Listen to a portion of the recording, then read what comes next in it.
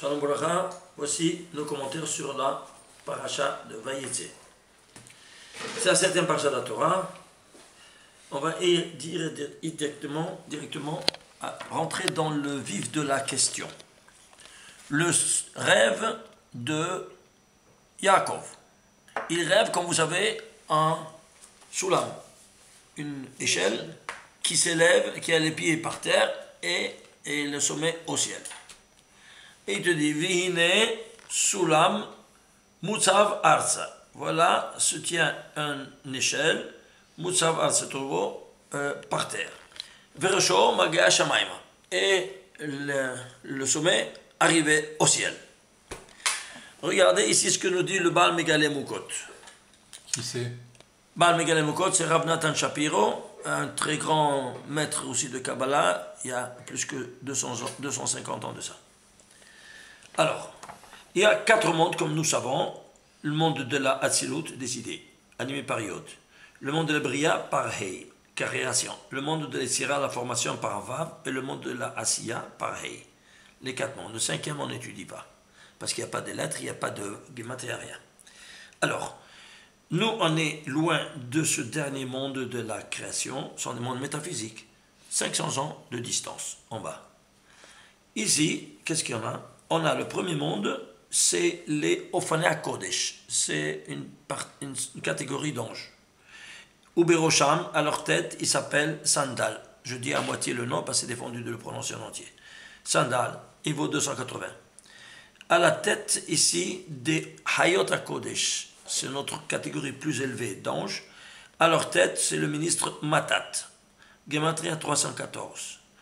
À la tête des séraphins, ici il y a séraphins, c'est les plus hauts degrés d'anges, il y a Akat, c'est le ministre plénipotentiaire de celui-ci Matat des Hayot et des Ophanei des Sandal. Et celui-ci, le Akat, il vaut 662. Le total, 1252.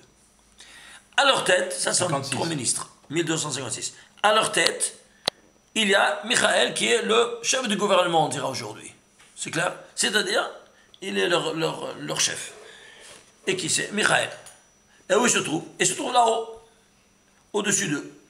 Alors, regardez, ces 3 ministres-là, voilà, Ine, Sulam, Mutsav, Arsa. Nous dit le Baal Megale Mukot, si tu prends les initiales de Sulam, Mutsav, Arsa, Samer, c'est l'initiale de Sandal. Même de Mutsav, de Matat, et Akat, non, Arsa, de Akat. Quelle est à leur tête qu'il y a? Michael, quelle est la gematria de ces 3? 60 plus 40, 100, plus 1, 101. Michael, 101. Incroyable, hein? Ça veut dire quoi? C'est-à-dire que c'est à leur tête de tous ces mondes qui c'est Michael, l'ange gardien d'Israël. Alors tu vois que c'est ce de gouvernement. Alors pourquoi lui il est la tête? Parce que nous on est à la tête des 70 nations, parce qu'on a été élus à être Mamlechet Kohanim Vegoy Kadosh, une nation sainte et une nation de prêtres. Alors, regardez ici. Quand il voyait que les anges, ils montaient et ils descendaient.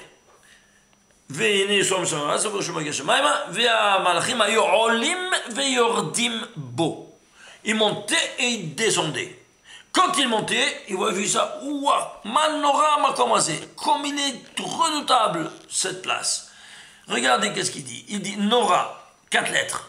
Nun, Nun, Vav, Resh, Aleph, Nora. Vous voyez? Tu montes, tu lis Nora. Mais quand tu descends, qu'est-ce que tu lis? Aaron. Dans l'autre Aaron. C'est quoi Aaron? Aaron la Kodesh, l'arche sainte.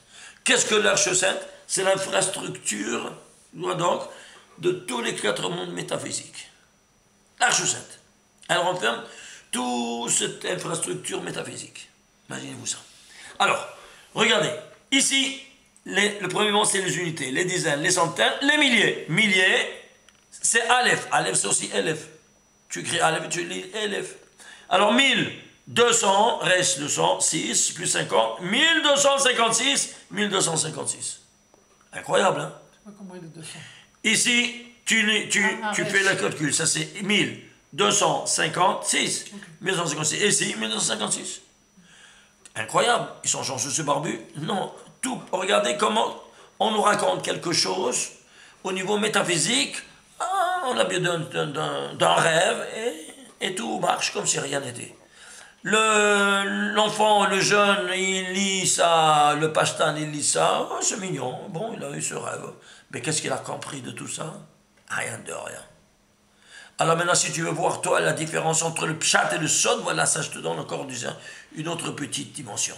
Mais alors ça t'ouvre maintenant un nouvel horizon de vue et de connaissance et d'expliquer maintenant comment le monde agit. Je vous montre quelque chose. Il y a 20 constantes universelles qui sont inexplicables par la science. Une des 20, c'est celle-ci, la perméabilité magnétique du vide.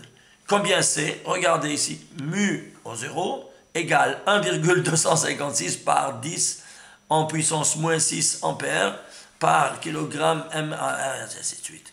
Vous voyez ça, cette formule? Quelle est la base de cette formule?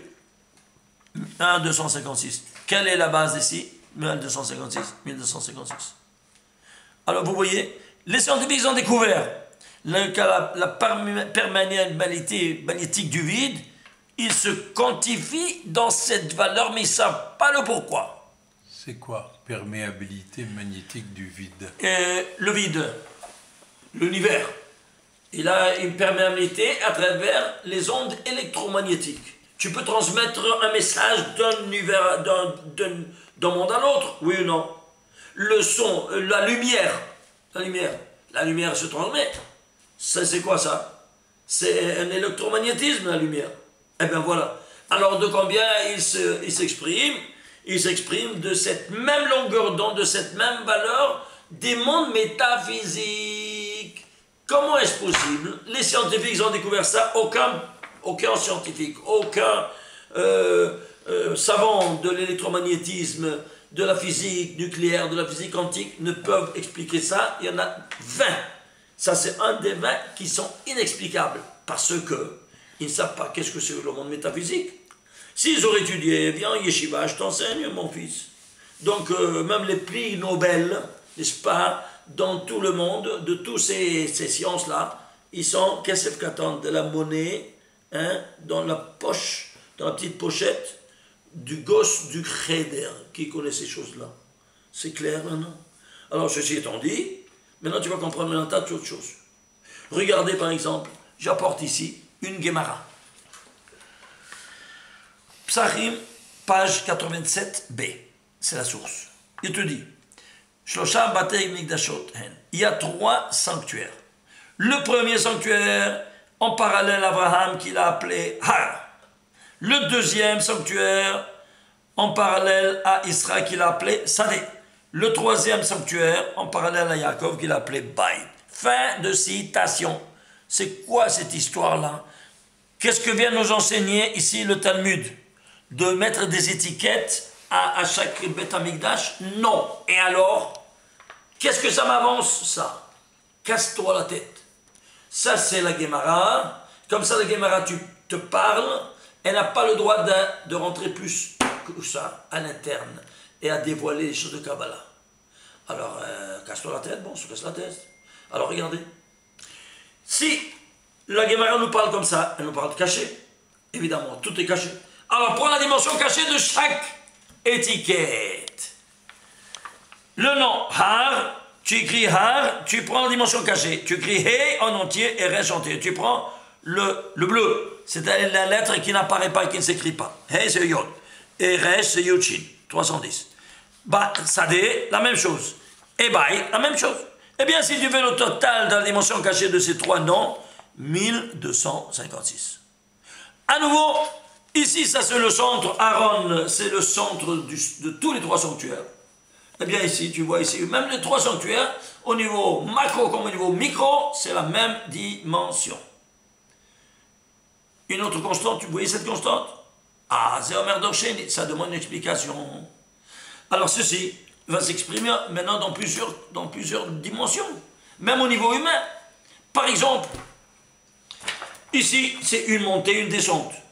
Mais quand il y a eu Am Israël qui sont descendus en Égypte, pour remonter en une nation totale, n'est-ce pas, remonter ceux qu'on est descendus. Alors quand ils sont descendus, Qui Yaakov, il a dû descendre parce qu'il y avait la famine. Et il a dû descendre où ça? En Égypte, c'est son fils. Ouais. Combien ils étaient? 70. Non, ils étaient 66.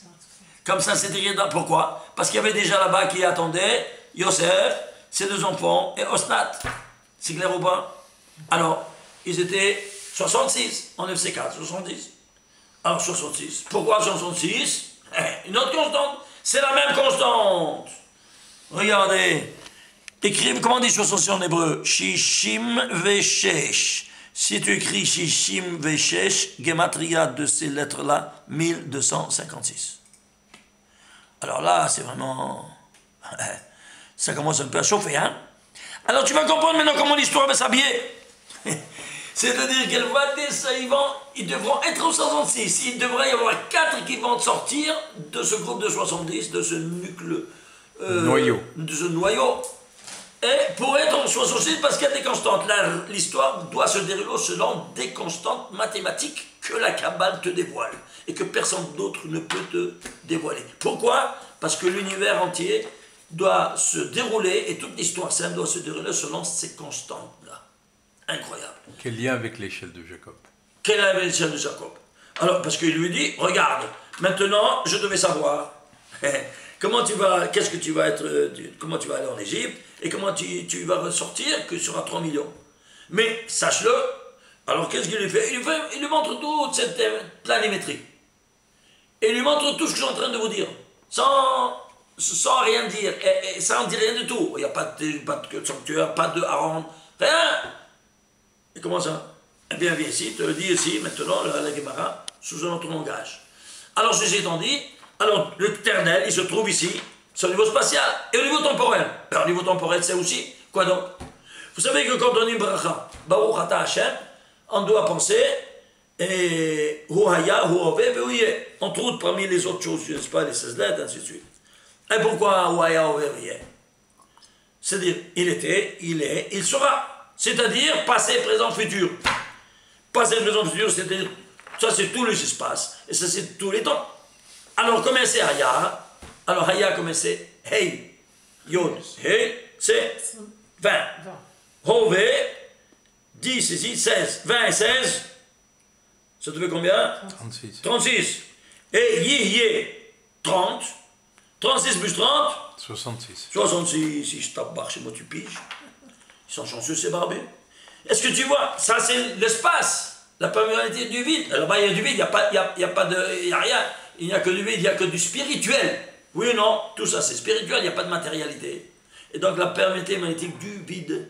Ah, ça, c'est l'espace et le temps, la même chose. Ce qu'il y a dans le temps et dans l'espace, ce qu'il y a dans l'espace, dans le temps, de la même mesure d'intensité. Alors, il sera dans le passé, dans le présent, le futur. Aya, on va veiller. 66. Pourquoi 66? Parce que 66, c'est quoi? C'est Shim, Veshesh. Ishtab Bar Shema. Bon, le Amen, Amen, Shabbat, Shalom.